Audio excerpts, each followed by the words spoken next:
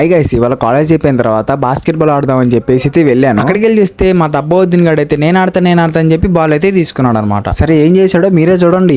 ఒకటోసారి పైన రెండోసారి మూడోసారి కూడా పోయింది పాపం.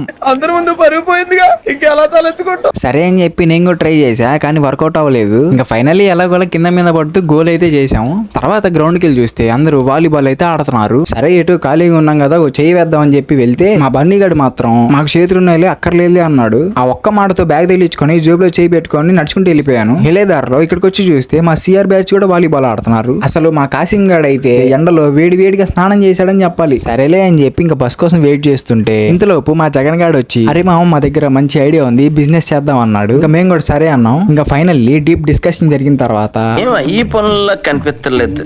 ఇంకా బస్ ఎక్కి ఇంటికి రిటర్న్ అయితే అయిపోయా. That's it for today guys, and please subscribe and follow. ఉంటా బాయ్.